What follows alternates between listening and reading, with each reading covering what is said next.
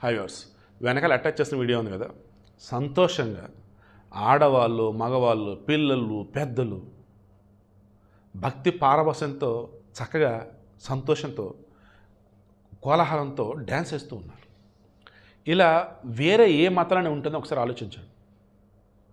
నిండుగా దేవుడికి ఎటువంటి అలంకరణ అయితే అటువంటి అలంకరణ మనుషులకి ఉంటుంది మన హిందూ ధర్మంలో. అదేవిధంగా దేవుడికి ఇన్నాళ్ళు మనం పూజలు చేసేసి ఆ క్రతువు ఏదైతే నిమజ్జన క్రతువు అది చేసేటప్పుడు ఎంతో పవిత్రంగా నేను వీడియో పెట్టా. కొన్ని చోట్ల కొంతమంది అజ్ఞానులు, మూర్ఖులు, వాళ్ళు ఎటువంటి వాళ్ళు అంటే మతం మారే ఎదవలు ఉంటారు చూసారా, గొర్రెలు ఉంటాయి చూసారా, అటువంటి బ్యాచ్ వాళ్ళని తీసి పక్కన పెడదాం. ఇంకో పిల్లోడి వీడియో చూడండి, ఇమేజ్ అటాచ్ చేస్తాను. ఆ పిల్లోడు వాడు ఇంటి దగ్గర ఆడుకునే చిన్న బైక్, ఎలక్ట్రిక్ బైక్ బుడ్డది, దాని మీద పెట్టుకుని వినాయకుని తీసుకుని వచ్చున్నాడు నిమజ్జనం చేయడానికి. అలాగే ఈరోజు స్కూల్ పిల్లలు వాలంటీర్స్గా వచ్చి నిమజ్జనం చేసే క్రేణుల దగ్గర డ్యూటీలు. ఇలా హిందూ ధర్మంలో మాత్రమే, సనాతన ధర్మంలో మాత్రమే దేవుడు మనిషి వేరు కాదు, దేవుడు నీలోనే ఉంటాడు. పండుగ అన్నప్పుడు ఆ పండుగ పర్వదినానికి సంబంధించి మనకు ఉన్నటువంటి ఆచార వ్యవహారాలు పాటిస్తూ ప్రకృతితో మమేకమవుతూ ఉంటే అంతిమంగా మనసు, మనిషి సూపర్గా బెస్ట్గా ఉంటారు. సో నేను చెప్పిన ఒకే ఒకటి, ఏడుపులు, పెడబొబ్బులు, నేను పాపిని, నేను తోపు, ఇంకా ఘోరాతి ఘోరంగా కోసుకోటాలు, నరుకోటాలు, ఏడుపులు, పెడబొబ్బులు ఇవేమీ లేకుండా ప్రశాంతంగా దేవుడితో నీ మనసులోని బాధ చెప్పుకో, దేవుడికి నీకు కావాల్సిన కోరుకో, నువ్వు ఏదో చేయాలి అది చేయి, నీ ఎఫర్ట్స్ నువ్వు పెట్టు, అన్ని జరగాల్సిన జరుగుతాయి. సర్వ పాపాలు చేసి నేను పూజించా, నేను ఆరాధించా, నా పాపాలు బాగొట్టు, నేను మరలు ఇంకా పాపం చేస్తా, ఇలా ఏ హిందువు అనడు. అలా అనేవాడు అసలు భక్తులే కాదు. మామూలుగా ఎవడన్నా ఏదన్నా ఒక తప్పు చేశాడండి, ఆ తప్పు తెలుసుకున్నాడు, అల్లలాడిపోతున్నాడు, దానికి నెక్స్ట్ విరుడు అన్నప్పుడు ఏం చేయాలంటే అని చెప్పి క్రాస్ చెక్ చేసుకుంటున్నప్పుడు అప్పుడు అంటారు వాడు పశ్చాత్తాపడుతున్నాడు రా, అంతకుమించి ప్రాచ్యత్వం ఇంకేముండదు అంటారు. అంటే వాడు మంచిగా మారిపోయాడు. ఇంకా ఇలా మన హిందూ ధర్మంలో మాత్రమే ఒక మనిషి అన్నవాడు దేవుడితో కలిసి ఏం చేయొచ్చు, ఒక మనిషి అన్నవాడు దేవుడిని తన హృదయంలో నింపుకొని వాడు ఏం చేయొచ్చు, సాటి మనిషితో ఏం చేయొచ్చు, ఎలా ఉండవచ్చు. ఈ పండుగలు అన్నప్పుడు ఎక్కడ వృధా ఖర్చు అనేది ఉండదండి. ప్రతి పండుగకి మనం కొనే వస్తువు, మన పూజలో వాడే వస్తువు, కాయ, పండు, కుండ, ఇలా అన్నిటి కూడా అద్భుతమైన వ్యాపారం అనమాట. ఎంతోమంది బతుకుతూ ఉంటారు. అన్నదానం ఆకలిని పోగొడుతుంది ఎంతోమందికి అన్నదానం. ఇలా చెప్పుకుంటూ పోతే ఈరోజు చాలా చోట్ల లడ్డూ వేలంపాటలో లడ్డూలు గెలుచుకుంటున్నారు అంతమంది. ఈ లడ్డూ వేలంపాటలో వచ్చిన డబ్బుని మరలా చుట్టుపక్కల వచ్చేసి డెవలప్మెంట్కి వాడతారు. బాలాపూర్ లడ్డు ఐ థింక్ 1994లో స్టార్ట్ అయినట్టుంది. ఊరి బోర్డర్ దగ్గర మొదలైంది.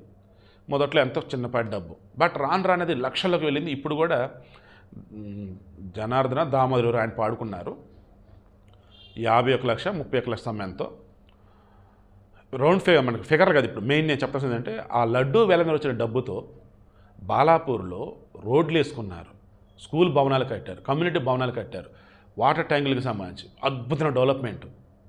అలా ఏ ఊరైనా మీరు తీసుకోండి, లడ్డూ వేలందరూ వచ్చిన డబ్బుతో ఎవరైతే భక్తజన బృందం ఉంటారు కదా, టీం, వాళ్ళు దాంతో మంచి పనులు చేస్తారు, చారిటీ యాక్టివిటీస్. అలా ఎక్కడన్నా వేరే మతాలకు సంబంధించి ఉండటం మీరు గమనించారా, చూసారా? ఇదేనండి అనేది హిందూ ధర్మంలో దేవుడనే అతను ఉంటాడు, దేవుడు ఉన్నాడు. ఓకే, అది శక్తి వ్యక్తి అన్నది ఇంకా మీకు తెలియాలి. దేవుడు ఉన్నాడు, ఎప్పుడు ఉంటాడు? నువ్వు చేసే పనిలో నీతోనే ఉంటాడు. రిజల్ట్ అనేది వస్తుంది. ఎలా? గాలి దేం పెట్టి దేవుడ భారం నీదే అంటే కాదు, నువ్వు సరిగ్గా ఎఫర్ట్స్ పెడితే ఆటోమేటిక్ రిజల్ట్ అనేది వస్తుంది. భగవద్గీత చెప్పింది కూడా అదే. ఇప్పుడు మనుషులను తప్పులు చేస్తారు, మనుషులను పాపాలు చేస్తారు, ఆ దేవుడు చూస్తూ ఊరుకుంటాడు అంతే ఆ క్షణాన. కానీ నీకు తగిన సమయంలో శిక్ష అనేది పడుతుంది. ఆ రిజల్ట్ నువ్వు బతికుండగానే చూస్తావు. అలా కాని పక్షంలో మరుజన్మలో వచ్చేసి గరుడ పురాణంలో చెప్పినట్టు ఘోరాతి ఘోరం జన్మలెత్తుతావు. సో అంతిమంగా నేను చెప్పేది ఏం లేదండి, సనాతన ధర్మం, హిందూ ధర్మం, హిందూ మతం మనది ఒక జీవన విధానం ఎంత గొప్పదంటే చిన్నప్పటి నుంచి మీ ఇంట్లో ఉన్నటువంటి పిల్లలకి, పెద్దలకి అందరూ కూడా తెలియాల్సింది, చెప్పాల్సింది, నేర్చుకోవాల్సింది మనం ఒకే ఒకటి, ప్రకృతి మనం రెండు కలిస్తే దేవుడు మనలోనే ఉన్నాడు. అహం బ్రహ్మస్మి, అంతటా ఆయనే ఉన్నాడు, అంతటా నీవే ఉన్నావు. పుట్టినప్పుడు పిల్లోడివి, ఏదో కొద్దీ కుర్రోడివి, మధ్య వయసు ముసలోడివి, చనిపోయాక శవానివి. సో ఎలాగైతే ఒక మనిషికి సంబంధించిన స్టేజెస్ ఉంటాయో, ఈ దేవుడికి సంబంధించి కూడా ఆయనకున్న అవతారాలలో కానీ ఆయనకున్న రూపాలలో కానీ ప్రతి దానికి కూడా ఒక ఇంపార్టెన్స్ అనేది ఉంటుంది. అంతిమంగా ఈ వీడియోలో నేను చెప్పదలుచుకుంది ఏంటంటే, హిందూ ధర్మాన్ని మతాన్ని అర్థం చేసుకోకుండా వాగే వారికి సరిగ్గా సమాధానం చెప్పాలంటే చెప్పండి, లేదంటే కుక్కల వాగుతుందని చెప్పేసి వదిలేయండి. ఇక మీరు మతం మారకుండా వేరే మతం గొప్ప అని చెప్పేసి మైండ్లోకి రానివ్వకుండా మీ మతం గొప్పతనం ఏంటో మీరు తెలుసుకోండి. దానికోసమే ఈ వీడియో. మన ధర్మం ఎంతో గొప్పదండి. ప్రపంచవ్యాప్తంగా ఉన్నటువంటి ధర్మం ఏదైనా ఉంది అంటే వేల ఏళ్ళుగా మానవ జన్మ పుట్టినప్పటి నుంచి కూడా అది సనాతన ధర్మమే. ఆ తర్వాత రకరకాల మతాలు రకరకాల ధర్మాలు వచ్చినాయి. ప్రతి దానికి ఇదిగో ఇన్ని వేల సంవత్సరాలు, 200 సంవత్సరాలు. బట్ హిందూ ధర్మానికి, సనాతన ధర్మానికి నో టైం పీరియడ్, నో ఆది, నో అంతం. ఎప్పటికీ శాశ్వతంగా ఉండేది మనదే. అందుకే సనాతన ధర్మం అని చెప్పేసి అంటారు. ఇప్పటికన్నా మన హిందూ ధర్మం యొక్క గొప్పతనం తెలుసుకొని సంతోషంగా బతకండి.